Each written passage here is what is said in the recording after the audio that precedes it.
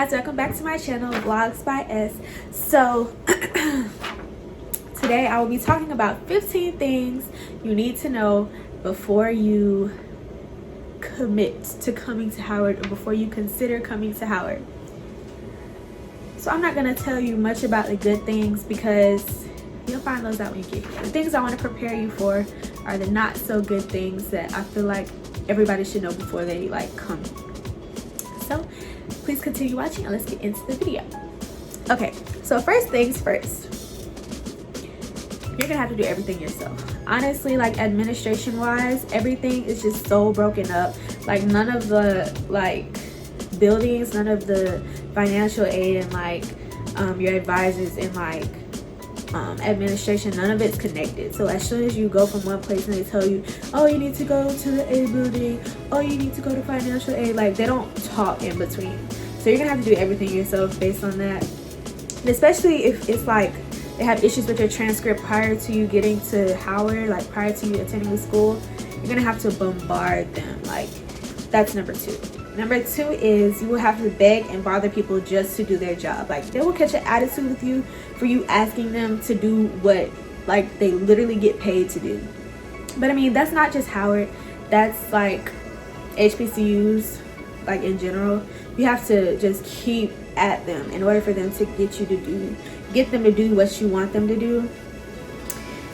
I don't know why that is, but that's how it is at Howard. That's how it is at everywhere else. But at Howard, it's kind of worse than it was when I attended FVSU. But I don't know if that's because I had a middleman, with being my Northside advisor talking directly to the advisor at FVSU.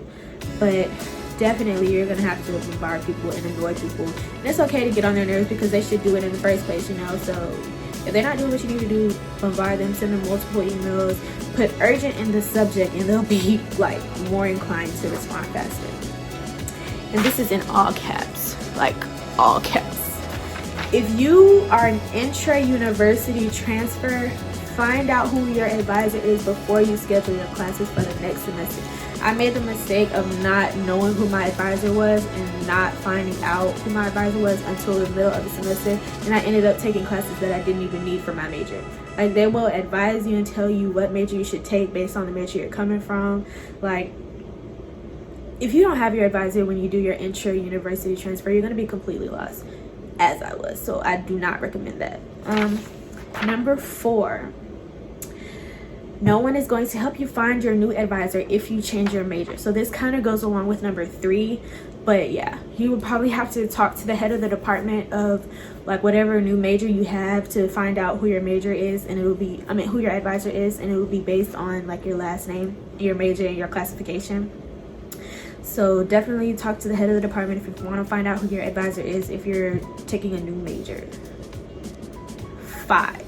This is not just Howard, this is all HBCUs, and the visitation policies are complete ass. You get treated like a 10-year-old and you're 18 plus, and the people who are ruling over you or telling you what to do are the same agency, which makes you less inclined to listen. But I mean, it's what can you do? So visitation, how it works is if you're in a freshman dorm, your visitation ends at 12 for everyone, 12 a.m. for everyone. If you're in an upperclassman dorm, you have 24-hour visitation for all Howard attendees. But if they don't attend Howard, then the visitation ends at 12. You have to check people in and check people out. If they're in your room and you don't want to check them out, you don't want to walk them down, you have to walk them down. You have to walk them down and check them out. It's just a hassle, especially if you do a business, if you're doing lash techs or nails or whatever, going downstairs to check them in and then going back downstairs to check them out, it's aggravating. That's why I want to live off campus. Number 6, you cannot have a microwave in any underclassmen dorms unless it is a micro fridge, and the power on those is so bad. So if you're able to sneak your microwave in, do it. Do it. I was trying to sneak my microwave in, and it just so happened that the girl that was beside me trying to get on the elevator to take the microwave up to my room was an RA. So she's like, you can have those in here, right? I'm just so what? And so I had to go turn it in, and they were saying that I couldn't get it to the end of the semester. I'm like, no, I need to get it back so I can go return it, because I won't be able to return it at the end of the semester. So I ended up having to get my cousin that's an adult to come and get it for me so I could go return it. It's just, you can't have microwave. Oh, this is number 7. So number 7 is that you cannot have crock pots, candles, coffee makers, griddles, basically anything useful that you want to use to cook. I have a Keurig, I have a rice cooker. My roommate has a rice cooker and a Keurig, and a crock pot.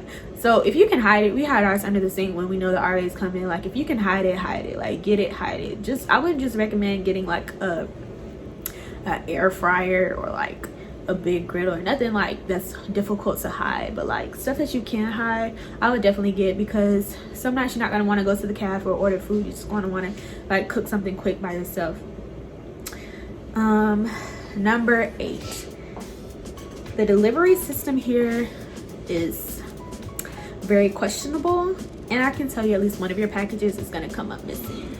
Like, if you know somebody that lives off campus and they will allow you to get your packages delivered there, I would definitely do that, because if one of your packages come up missing, you can just forget about it, because I just had this happen to me, and like I still haven't had the package, and the package was delivered February 14th. So it's just like, that's the only package that's gotten like missing. But I get packages delivered like almost every day, like for different things like lashes or clothes or whatever I want. But that was the only package that came up missing. But still, like, why is it missing? I paid for it, it was sent here, it was delivered, why don't I have it? You know what I mean? Like, that's another reason to move off campus. You won't have that issue. Number 9, you will need to mentally prepare to do laundry. Like, I'm in CHS, so we have like a lot of like washers and dryers, but there's 6 floors of people washing and drying clothes. People leave their stuff in the dryers, people leave their stuff in the washers. It's very hectic, and you don't want to be that one person that take stuff out the dryers. But I mean, if your stuff done in the washer, then what can you do? You know, like, it's a headache. But just pick a day every week to get it done and do it. Me personally, I like to use 4 or 5 washes, because I don't like to wash my clothes together. But that's probably why it's a headache for me, because it takes me so long to wash clothes. It's just a headache. Number 10, this is not like bad, it's just like a preference, or in my opinion, don't go to Blackburn. People will always hype up Blackburn, but Annex is better. And when I say Blackburn and Annex, if you're not familiar with Howard, those are like calves. Blackburn is like the one that everybody goes to when they want to get seen, and like, it's just always packed. It's like a high school lunchroom. Like, honestly, I hate Blackburn. The food's not even good. Like, it doesn't even have an ice cream machine. But Annex is top tier, and I will always choose Annex over Blackburn. First of all, Annex is like closer to like all the dorms. If you're a girl, if you're a guy, then Blackburn is closer to you. But Annex, it has an ice cream machine. You always can find seating. It's not always packed. Like, I just prefer Annex. Number 11, so now we're getting into the good stuff. You know, I started off with the bad, but I want to end on a good note, and just not try to like stop you from coming to Howard, but just to like let you know like what you should know like prior to. But now we're gonna get to the good stuff. So number 11 is the movie premieres are the best part of Howard, and this is also an opinion, but the best part of Howard, like, you just get the whole HBCU experience when you have a movie premiere at Howard. It's just like it's so cool. And then when we had 21 Bridges premiere here, and what's that guy's name? Chadwick Boseman, because he went here, he's a Howard alum. He came back and he had like an interview after the movie premiere. It was just really cool, like, just getting to see the movie like months before everybody else. We also had Queen and Slim premiere here. We got to see it before Rihanna. Like, who can say that? If you're not attending HU, like, you can't even say that. But like, the movie premieres are so cool. Besides the fact that you have to wait in a long line to get the tickets, when you get the tickets, it's just great. Number 12. People here will show out every day. So if you don't want to feel basic, you need to upgrade your wardrobe. Oh my gosh. You're listening to me? I heard that, and girl, I'm so dead serious. These people will come I up will wear and leggings and a hoodie every single day. I said if you don't want to feel basic. Anyway, these people will show up. Whatever, Naya.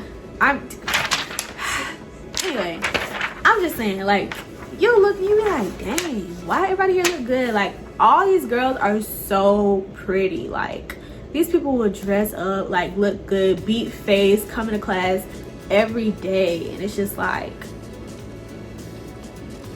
okay, maybe I should dress up too, you know what I'm saying? Number 13.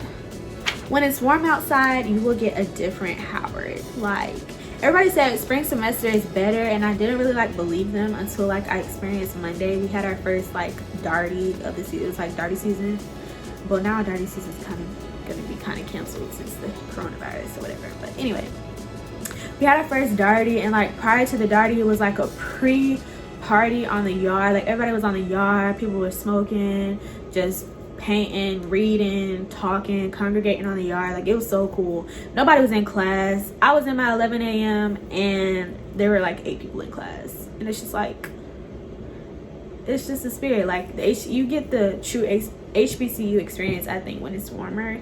So if you don't really like Howard during the fall semester, I would say wait till the spring, and like, you'll get a different Howard.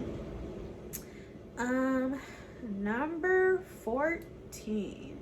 There are so many opportunities to make money, and you won't need to go off campus for anything. Like, someone does everything from like waxes to nails to lashes to hair. Like, and see it, like, in your dorm building alone, like, there are so many people that do hair, people that do lashes, people that do nails. Like, even if it's not in your dorm, it's still in the same vicinity. Like, there's Quad, CHN, and then CHS, and then like over there is like Towers. So like, if you can't find somebody in one dorm, you know, like, there's a beauty group chat, and I would recommend that you ask somebody to put you in that, because you can find anything that you need. Like, there's a girl who does waxes, like Brazilian waxes. Like, people do everything. They sell lashes, they sell hair, like bundles on hand. Like, it's like a big ass department store that has everything that you need. And lastly, 15. Enjoy it, because there are hella people that want to be in your place. Like, people that didn't get into Howard, that like Howard is their dream school. Like, I think that we take it for granted that we're here, but like, a lot of people want to be in our place, and like, Howard is just a place of like, has so much notoriety. And like, when you graduate, when you say you graduated from Howard, like, the name has like, y'all know what I'm trying to say, it has like weight behind it. So like, I would just say enjoy it while you're here, and like, yeah, that's it. Those are the 15 things I would say you need to know before you attend Howard. If you guys have any questions, or you want a part 2 with like more questions, like if you have questions that I didn't answer, I would say comment below, and I will answer them like in a part 2 or like another video.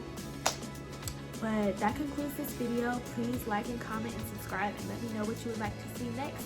Thanks for watching.